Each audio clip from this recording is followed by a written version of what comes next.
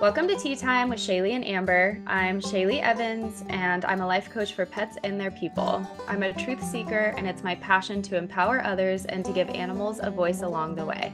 I'm Amber Lydic, and I've been a performance horse trainer focused on behavioral issues for over 20 years.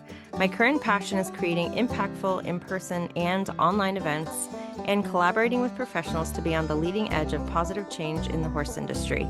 We are two friends invested in theta healing, belief system work, animal communication, and any resources that benefit human-animal partnerships. So turn up the volume and let's dive into the Great Awakening, brought to you by our horses. Hello, everyone, and welcome back to the podcast. We are super excited to be talking with Christina Stinchcomb today. She is the author of Riding with the Chakras.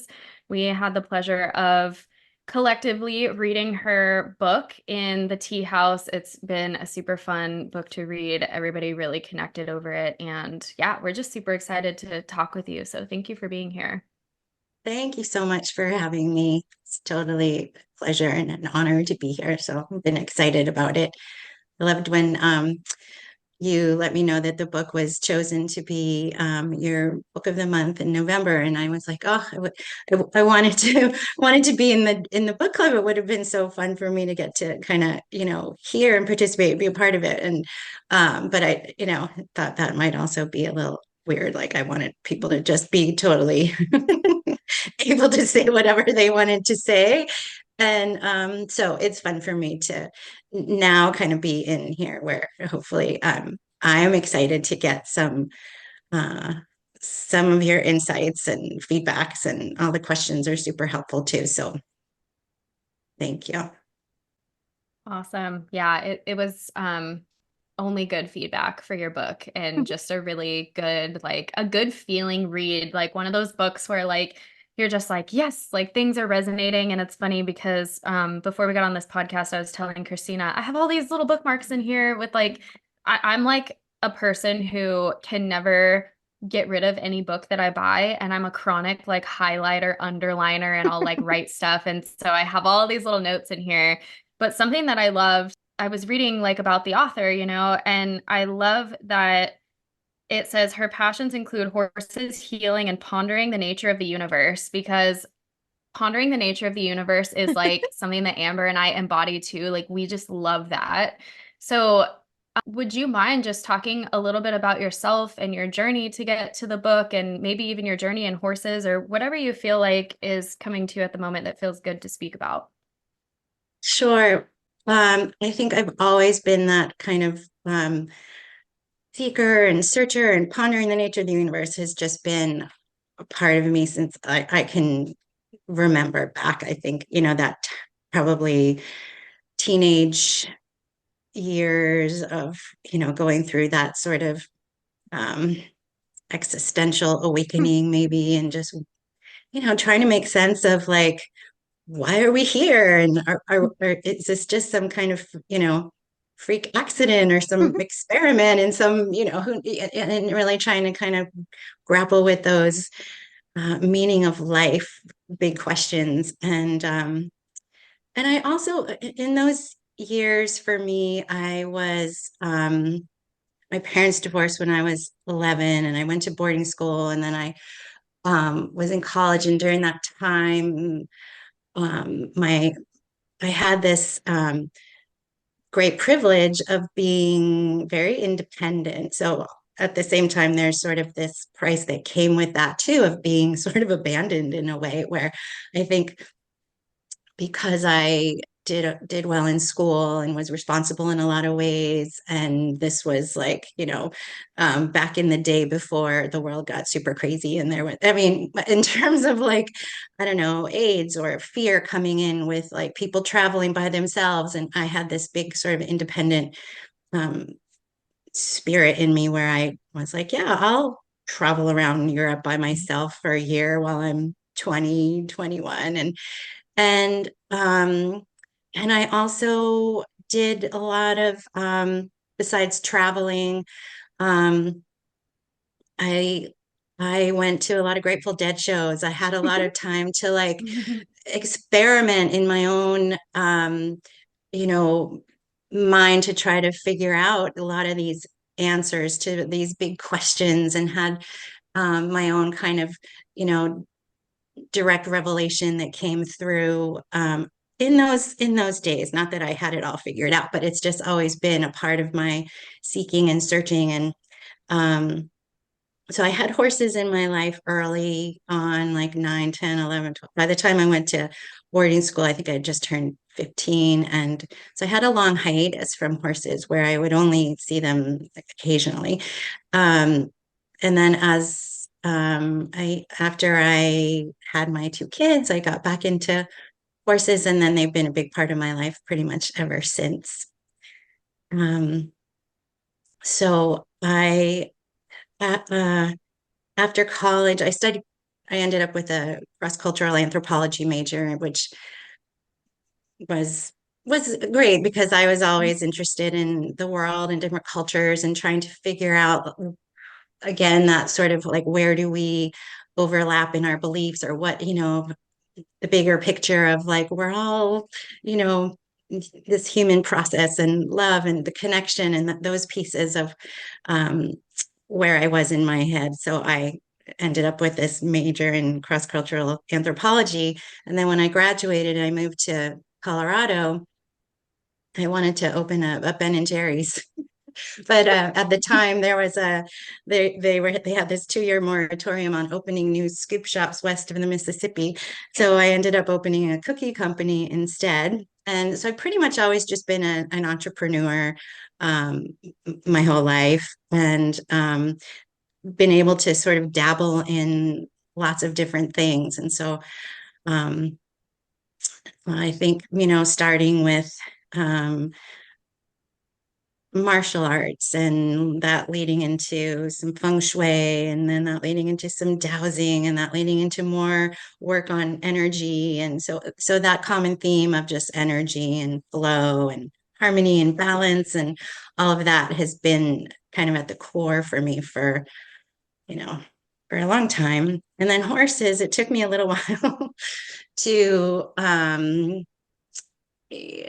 connect the dots of bringing in a little bit more of that conscious awareness into that realm, into that space with horses, because I did have this prior conditioning, very sort of old school, traditional from growing up. Um, and so I was a little slow on the uptake of, realizing that, the skills I had, my tool sets with horses was very, out, outdated, just not really in alignment with what I would have, what it is now, or what took me this. So that was it's been my journey, my process over these last 20, 30 years of,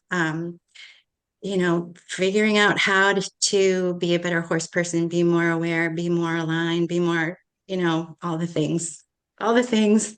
I love that expression. You guys use it a lot. So it's a good one. Yeah. That's awesome. And I loved reading about that. I saw that you opened up a cookie shop, and I love hearing that you wanted to open up a Ben and Jerry's, because I just like just through reading your book and hearing you say that, it's interesting, because like, what is like ice cream and cookies, like the feel goodies, and also like food brings you into your body. Nothing brings you into your body quicker Mhm. than like taking your first bite of something and being like, oh, this is amazing, or oh, this is terrible. So it just seems like, yeah, you love the connectedness, but also the connectedness to the body. And when I read something in your book, that I have underlined, of course. You said, I explained that her hands were extensions of her heart and asked her how she would like her horse to feel whenever she touched him. And I loved that, because I feel like there's so much energy when we ride around how we want them to feel to us. Like, I would like them to feel softer. I want them to soften this neck muscle. I want them to lift their back. There's all this energy around like what we would like them to do and how we would like them to feel tangibly. But when you interwove that piece of how would you like him to feel emotionally, energetically, I thought that was really cool. Do you have anything that you feel called to add around that? Well, I love that, Shayleigh. Thanks for saying that. And yeah, I think it goes to, not just our hands are obviously, an easier way that we're connecting with them more tangibly, that we tend to um, be able to experience this 3D plane, and beyond our hands, it's just our whole body and our 3D, but then beyond that into the more, subtle bodies, and taking that into a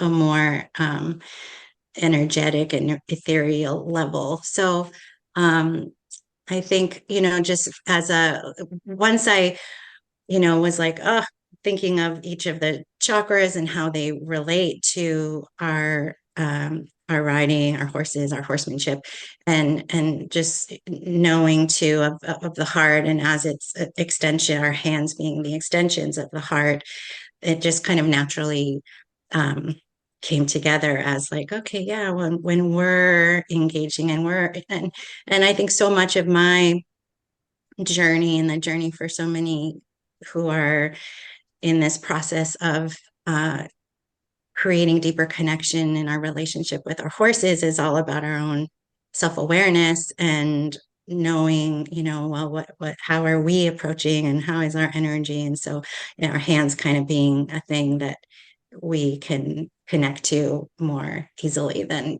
more of the more subtle parts of it. Yeah, I Yeah, love that definitely. idea of how do you want to feel to them? You know what I mean? Like we're always Hmm. asking that question. It's like such a thing that just flies out of every, well, how do you want them to feel? Well, do this until they feel that way. And it's like, well, how do you want to feel to them? It's such a like profound question. And I'm excited to if I ever work horses again with people, then to be able to bring that question forward in clinics and stuff is gonna be Mm. very interesting. Yeah. I loved this other piece too, and this kind of just goes perfectly with, you can tell, you'll tell through this conversation that I resonated with like very specific stuff. It's like all linked together because I'm kind of laughing as I'm like reading my next bookmark, and it's like, if you lack insight and intimate familiarity with the true essence of who you are and what your core values are, your sense of internal wholeness is compromised. But most of us have never been asked what truly matters to us. And I was like, oh gosh, I resonate so hard with this, especially being an animal communicator and teaching animal communication and guiding people this to be like, you don't want to learn communication just to get information from them. Like, first and foremost, like, who are they? Who do they want to be today? What do they want to say? And so I loved that you added that in. And I'm curious, just to that point, like, how much of knowing who we are goes into understanding our chakras, and can you speak a little bit to the chakras for maybe someone who hasn't read the book or who doesn't really understand that much about them, like just the basic essence of each chakra and how it influences us as humans? So let me start with just kind of getting to the start with like a little bit more for people to become a little more familiar with what chakras are. And I mean, it's funny because there's times where I'll be, if I'm, doing a little book signing or something, and I'll, be asking people, have you ever heard of a chakra? And even just coming up with a simple, like, answer that's concise, it's difficult because it could be like, okay, there's so many things. So chakras are subtle energy centers in our body. Um, if we think of our body and imagine there's a central channel running from the base of our spine, but really if we go all the way down to the bottoms of our feet, coming up all the way through our body and out through the top of our head. Imagine this central channel, and along that, from the spine really to the top of our head, centers that are like hubs where um, our organs and our endocrines and certain parts of our physical body meet this universal energy that flows through us. And this universal energy, I like to think of as having innate consciousness and being consciousness. And so are we, so it's nature and animals. And so where this sort of a universal consciousness meets our physical body, we have these concentrations and these hubs and these centers. So starting with the root at the base of our spine, representing by the color red, people who've maybe seen a little representation of chakras in those 7 colors, circles in the body, maybe like it's somebody sitting in a lotus position, because this all originated from ancient India, when they were practicing, lots of yoga and meditation and really connecting to the energy of the earth and the sky. So the earth, the root chakra, the base of our spine, is all about our physical safety, our survival, having our basic needs met.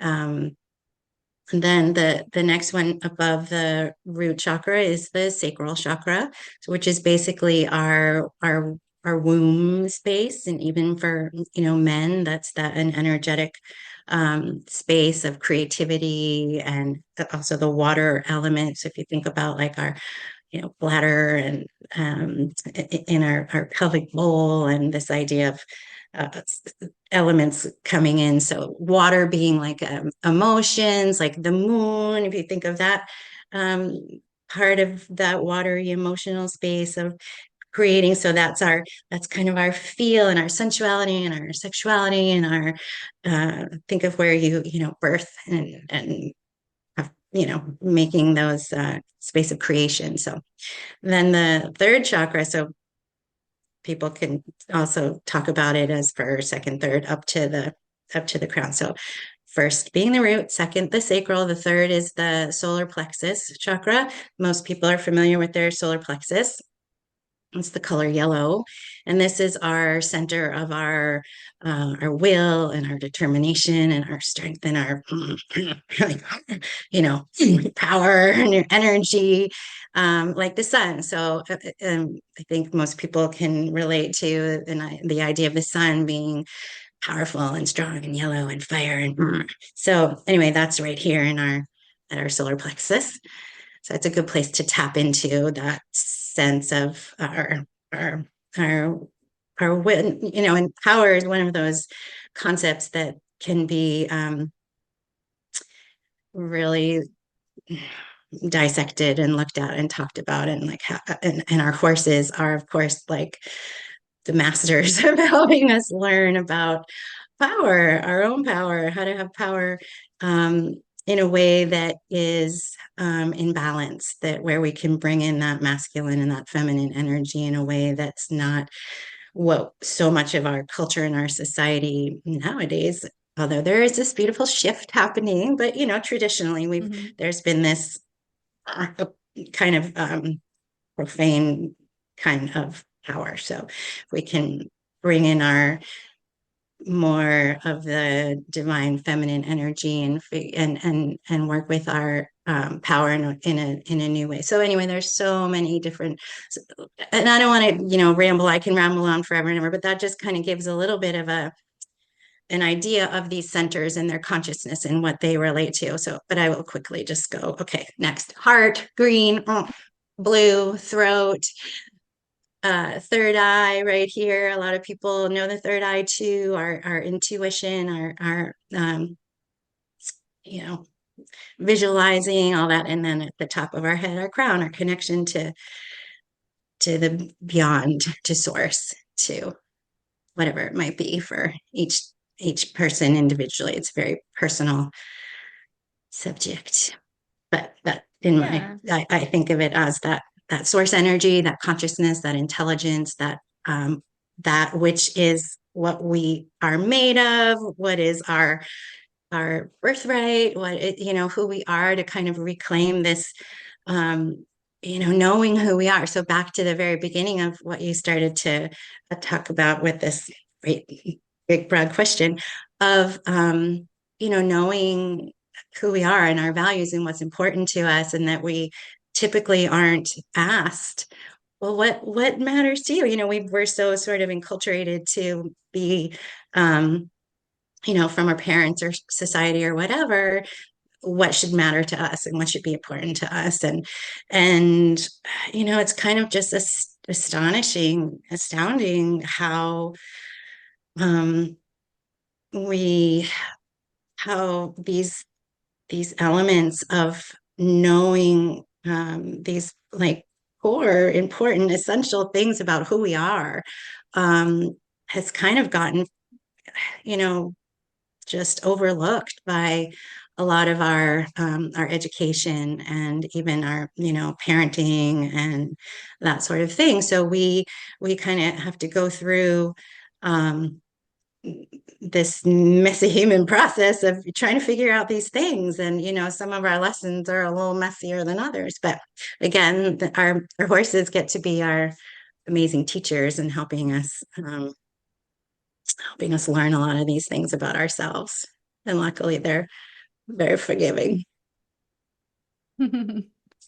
Yeah, horses are amazing. I feel like a lot of people, or I guess I shouldn't generalize, but the seven main energy centers are very well known. And I was really pleased to see that you talked about the brachial chakras in the book. And I'm curious if you can speak a little bit about that, because I feel like they're the little unknown powerhouses and very relevant and important. And it was just cool to read what you wrote about them. So yeah. Yeah, so it took me a long time to really feel like I understood them enough to even attempt to write a chapter about it. I first learned about them when I was studying with Melissa Pierce in the Equine Gestalt coaching program, and also at the same time with Anna Twinney from Reach Out to Horses. And Anna's a Reiki master and teaches also Reiki with horses. And so through both of those programs, I was introduced to the brachial chakra on horses, and as an access point for this kind of horse human spirit connection. And so I kind of always um, thought about it in that way. It's also just sort of this spot that will a lot of us will reach out and touch. And Melissa Pierce talks about that, and we just sort of naturally gravitate to that place on their bodies. And so I hadn't really thought about them in our bodies until it was actually when I had my revelation, my aha, when I was like, oh, I'm connecting to my chakras when I ride. It came from first my awareness of connecting my what I feel are brachial chakras in this point of for us, and that created this opening and this sense for me where it became clear. So it was really my and it was I'm pretty visual, so I had for me it was a visual an internal kind of awareness of like, oh shit, I'm using, I'm using each of them. And when I started to think about how they each related, it was just like this big download, this big system all of a sudden that I was like, oh, and but I didn't necessarily pay a ton of attention to that sensation that I had here. And so it was a couple months after that that day in October of 2021 that my friend Kara Sorensen told me about Celeste and how she had really helped her rehabbing her horse wisdom. And so I started to watch Celeste's videos and joined the master class. And then when I would, see all these before and after pictures of the horses and working with my own and seeing them change, and I it was just super powerful. And so then I started to just connect the dots a little bit more. And it was a process. It was a good year or more of just kind of like ruminating, marinating, and trying to put together a lot of these pieces, which a lot of it happened for me. Like I would wake up in the middle, like 3 o'clock in the morning. With like these insights and these like, oh, that makes sense. That's what it is, get out of bed and write stuff down. So that was a lot of the process of writing the book for me. It actually felt like it came through. It's revealed itself very like intentionally and deliberately, and kind of sent me down these various, you know, rabbit holes. And it's been an adventure, a ride. It still is. It's still this next sort of phase of it all has been good for me to just like be patient and not need to like have it all figured out, because I've always been pretty much of that like control freaky kind of person who wants to have it all figured out. And this for me has forced me to just kind of be more patient and let it come through just as it is coming. What was that process like for you to get to the point where you're like, you know what, I'm gonna put this all out there for everyone to read and see? Was that, It I mean, I think was about terrifying. I know I've been trying, that keeps coming up for me, like, what is that like? Because Oh, I've been told by several people like, oh yeah, like Wanda, you should write a book. And I'm like, "Ugh." Like that's for yeah. other people. Okay, that's for other people to do. And so Yeah. whenever I look at people and they've written books and they're like, I'm gonna put, it's like it's one thing to like throw it in a Facebook post, and like have it out there, and then you get the like shitty comments and the ridicule and the people that have entire groups created to hate you. Um, but to like have it written in the process to even get something like that, but like all of it is so much more in depth and there's so much more of a commitment to it. So what was that like for you to get to the point where you could say, yeah, I'm gonna write all of this down for everyone? Yeah, I didn't really from the beginning think book. Like I didn't start out like, okay, I'm gonna write this book. It came more as like, oh, workshop. Like Mm. I wanna, I just imagined, people in person and learning about chakras, and then how we bring it to the horses. And so I first um did a workshop, a little 2-day workshop here at my farm with my friends Mhm. to be my, little pilot tester thing to put this together. And my friend Emily Glidden also helped me. I called her at the very beginning to, as I was, had this idea and bouncing ideas off of her. And so she came down from Massachusetts and we did the 2-day workshop together. And I put together a little workbook for everybody at that time. So the workbook and the workshop came first. And then I, learned a lot of like, okay, what worked, what didn't work, where we go from here. Um, and then I thought, well, maybe I'll do this more in like a webinar format kind of thing. And so, anyway, it ended up being more of, as I was fleshing out each chapter and trying to come up with like, well, how do I, what's the first part? Like, what's the introduction? What's the, each of those pieces. And again, a lot of it was and old school, like paper and pen on clipboard. And I, at one point, went to a hotel we're only like hour and a half, maybe 2 hours from the ocean. And there's a place where we go to in Rehoboth Beach that's really nice. And so I went to the hotel by myself for 2 days. I had all my papers, and I was able to like, I literally taped them like all over the wall and spread everything out all over the bed, because I just had all these different like random pieces. And so just trying to get myself organized, and I really had to do it uh, that way. And then as I try to like make these kind of very abstract concepts more concrete and coherent, and um, you know figuring out like what, when, where, and anyway, I eventually got an editor.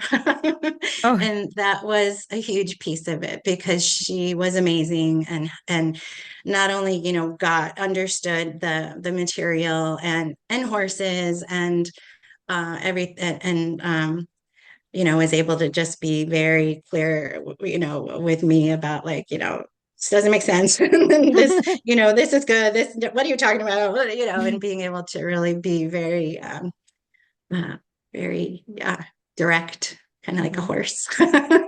So yeah. that was a game changer for me of, then being able to have this cohesive, um, series of chapters and putting it all together. So, but it was also like, I had to go through my own like hero's journey essentially of being like, well, who are you? You're not an expert in any of it. Like who,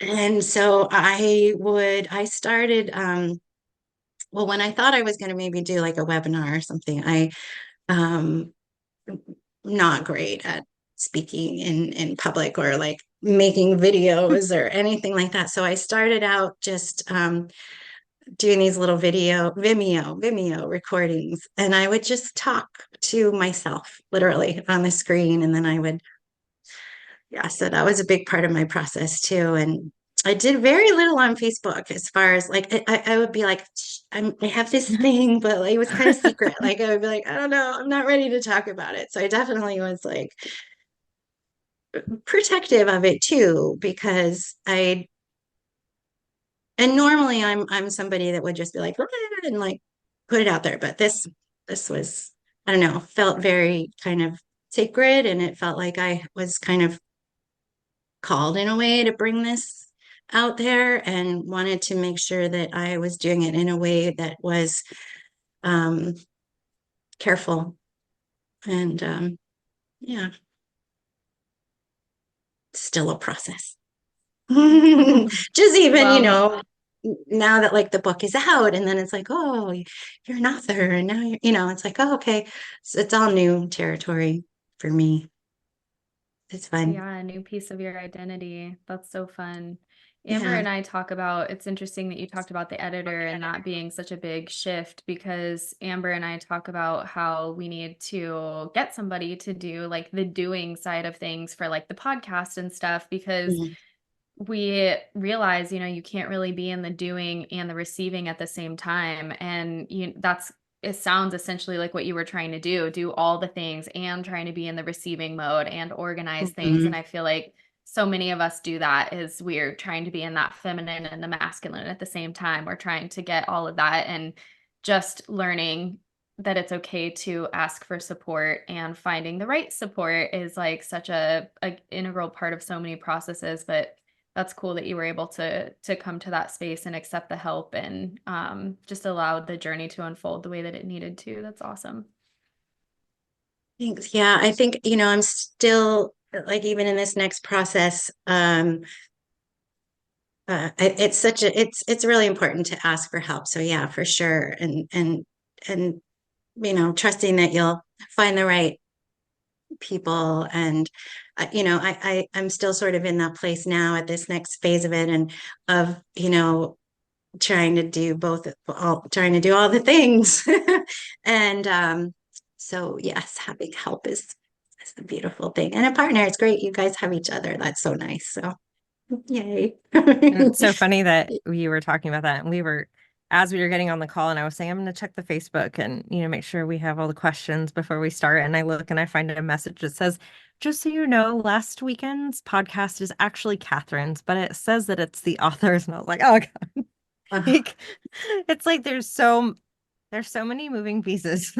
So that's kind of what I feel like when people set out. We just did this manifesting magic in January, and there's so many people that have these like aspirations and these things where like, oh, that feels really big, I want to write a book a day, or I want to create this program, or I want to go do this career that I wanted to do and I don't think I can't. And it's such a process. Even when Shayleigh and I talk about, okay, we're going to do this new program. Oh my gosh, this inspiration came. Like, what does it look like? Let's do it. I feel like you always end up having to really go through. So we have to be really mindful and very intentional when we say this is what we're going to teach, because it feels like we always go through this huge wave of like learning, and sometimes it's very raw. And it's like, oh, we need to remember, because that piece of birthing something big, especially when it's like so close to your heart and you're something you're so passionate about, you feel really kind of naked because you're just putting it out there, and it's such a vulnerable thing to do. And someone is saying, thank you for sharing your gift with us, because it is so valuable once you just kind of, you know what, I'm just going to do the thing. And then you start to realize, oh my gosh, this is so impactful for so many people. I'm so glad I did it. And at least that helps keep the momentum going. But yeah, I imagine that's kind of, woo, a wild ride. Well, and I so appreciate your you guys and how you're doing it. And and I wonder, like, yeah, I mean, there's some people who've done, who are more seasoned and they're just, but everybody has to be, new at something at some when they start. And anyway, but I also think that there's so much beauty in just being authentic and sharing your process and your vulnerability. And that's really what one of the things I love so much about both of you guys is that being so authentic and sharing your own, journey and processes through things. And so, yeah. And, I think it was at the end of your cave meditation where you said something like, go do your shit.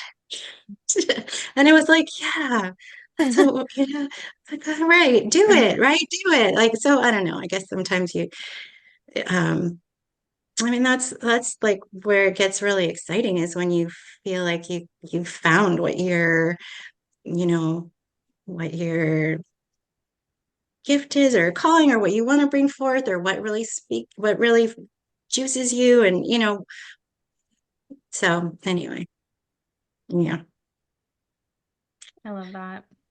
I do want to circle back to the chakras just briefly, if you don't mind, because I know that there are going to be people listening to this podcast that have heard about the brachial chakras for the first time ever.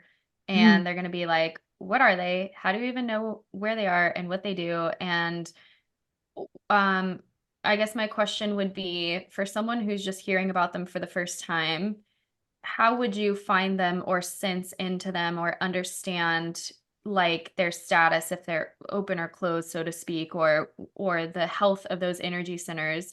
And where are they on our horses, and how do you assess them on them? And I know that's a big question, but maybe if there's um like a Cliff Notes version of that that feels good to you. So the brachial chakras. So Margaret Coates, I would just say, was the first person to identify them in animals. And so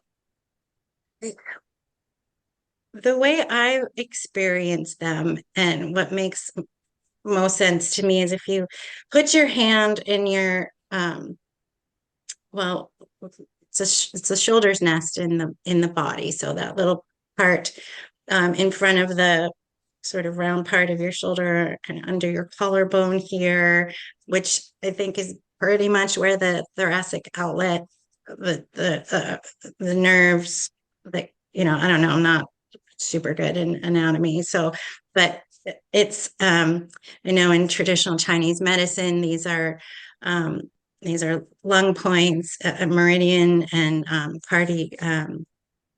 what's your per cardio, the word is Your escaping me anyway. cardiovascular system. No, the sac around your heart. Oh, the pericardium. Thank you. Yeah. So there's a lot of nerves and veins, and this is a pretty big energy center in the body. So, if you also think about that humans were at one point four-legged. I mean, we had our whatever. If we weren't always bipeds, put it that way. We weren't four-legged, but we maybe evolved from the, whatever. So and I also feel like it brings in a different kind of a dimension of, we have our central channel, those 7 main chakras that run along our central channel being the primary chakras.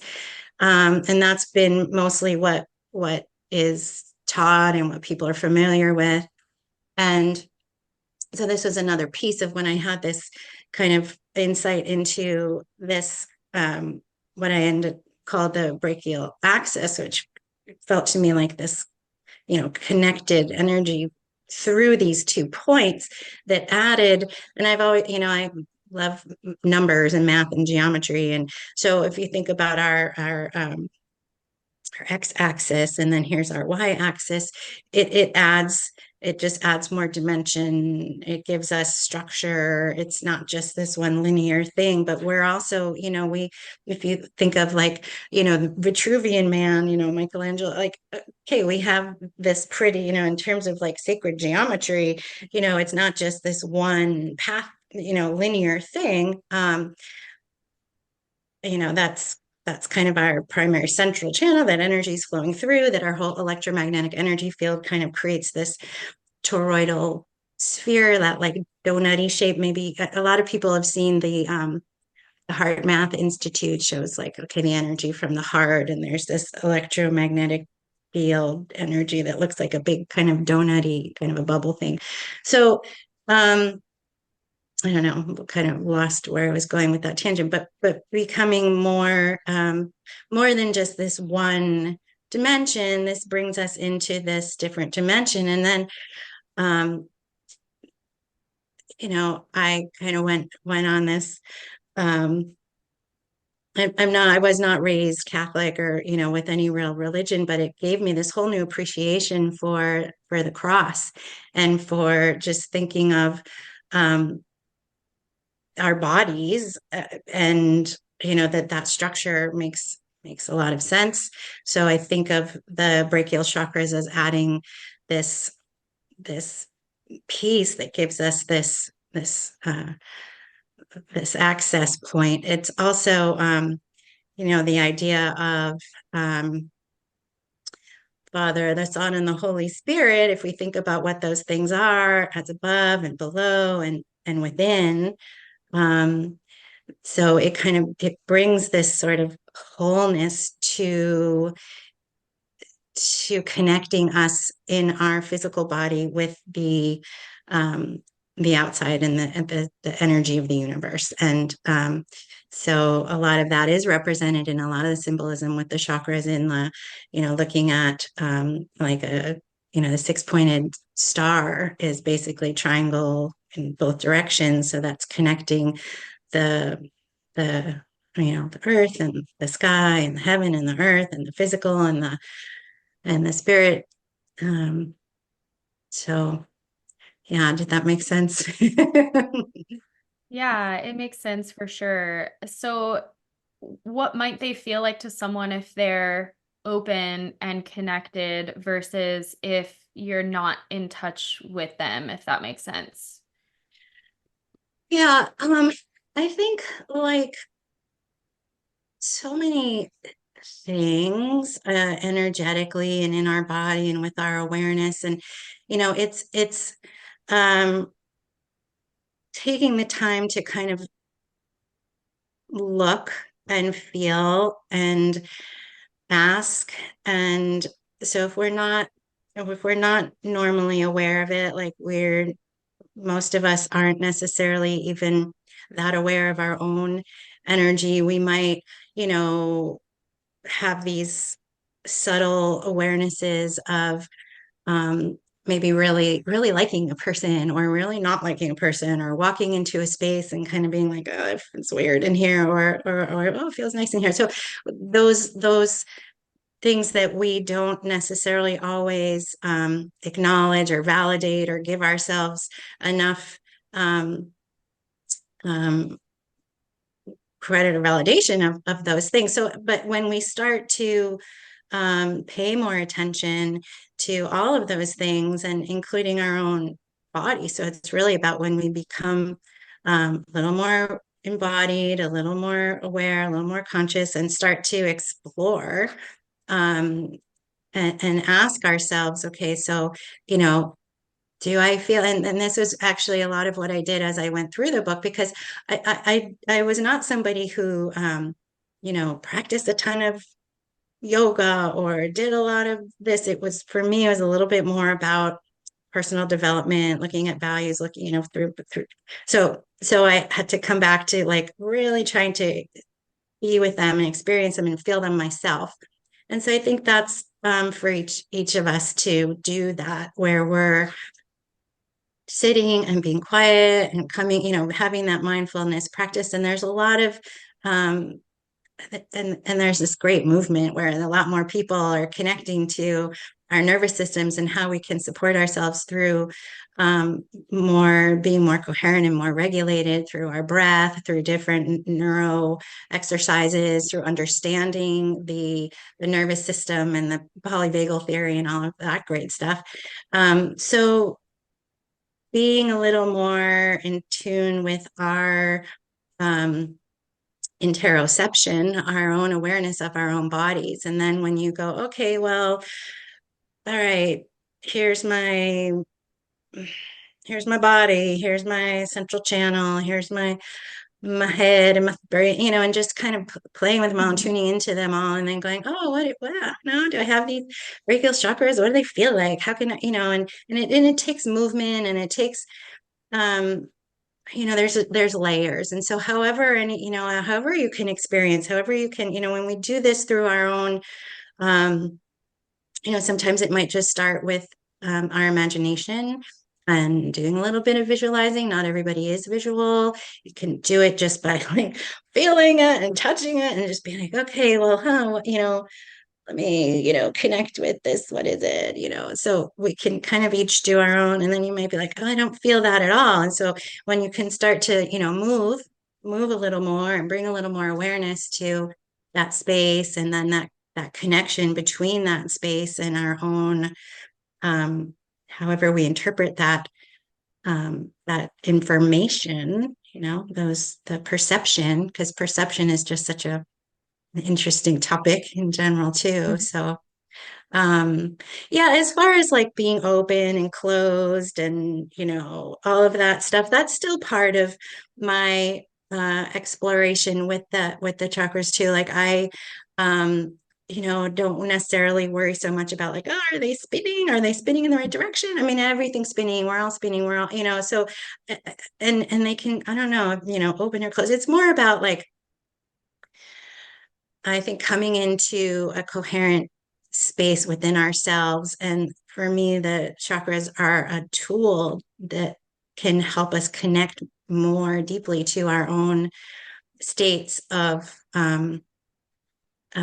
being and of our awareness and of our consciousness. So each of them, they're really quite comprehensive and holistic in terms of looking at our whole being, our whole psyche, from the very basic tribal kind of primal element of the root chakra up through this like path of enlightenment to the crown chakra, to being that super enlightened Buddha. Like that's our work as humans in this life. So yeah. Yeah, it's so good.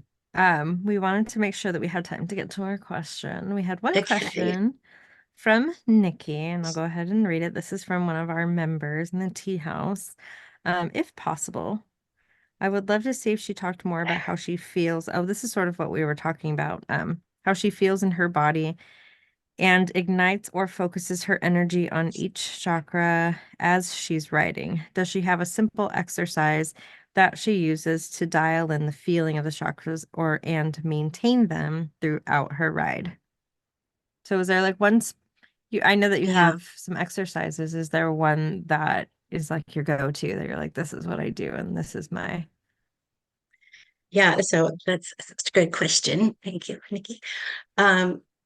Well, I I'll answer that two sides. One is for me in my own, personal process. I can kind of just come into, it's where I can kind of just shunk it into one feeling at this point. and for when I'm introducing it to people, to riders, kind of mostly through, if we're already on a horse, kind of going through. And I love, Nikki, that you said you recorded the audio, did a recording of the meditations, and I actually just finished recording the audio book, so that's going to be out soon, and then also a piece of that will be the audios. And I'd love to also offer the membership a discount for those when they come out and stuff. But so some people are more visual, some people are more auditory, some people need a little bit more of the hands-on, and it's a lot too to kind of like feel into all of them. And so it's nice to kind of just get like an initial overall understanding of them, and then to kind of break it down into you know, one at a time. And you know, I think it makes sense. And the one just that we usually start with is just the root. It's being our seat and really connecting and just feeling the horse and feeling grounded and coming into that space of being present and being in our bodies. And so that one's great because it lays that foundation for everything else to, you know, has to come from that place. And then you know, depending on your horse and yourself, and like what maybe is most the challenging areas for each person, kind of can be individual and customized. So yeah, and that question, because I did see it on Facebook earlier, made me think like at one point I'd love to be able to like do some remote sessions with people. But then the other thing are the workshops that are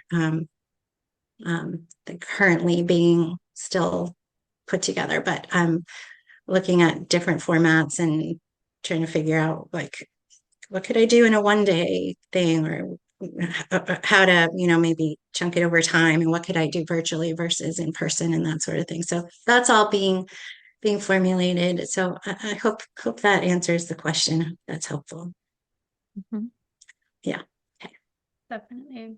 I just noticed there's just one more question before we go, if you're willing. Sure. Someone just asked, is there a chakra that's a good resource to get out of fear during a spook or a flighty situation? So while you're on the horse, the chakra to use to get out of, well, the two that kind of pop out right away are breath, heart, just being able to breathe, and then root, to really just ground and come back to feeling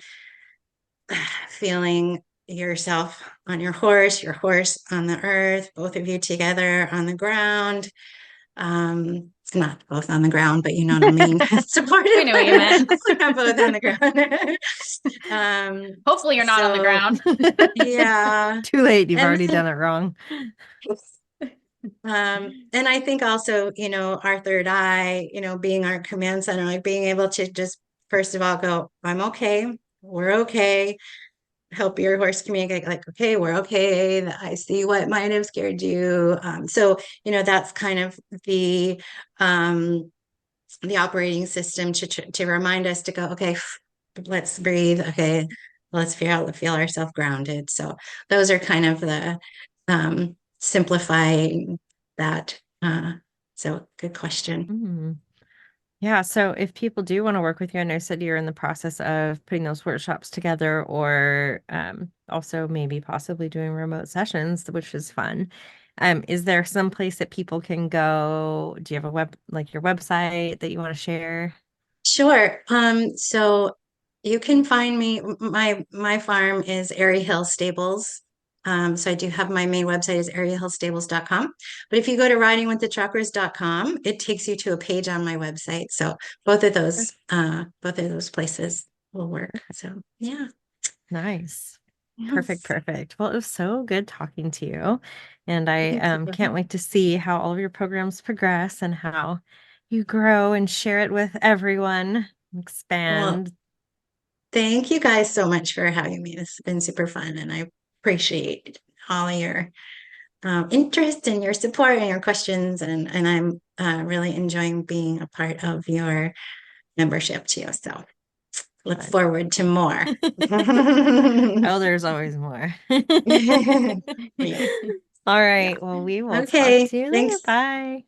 Bye. Thank you.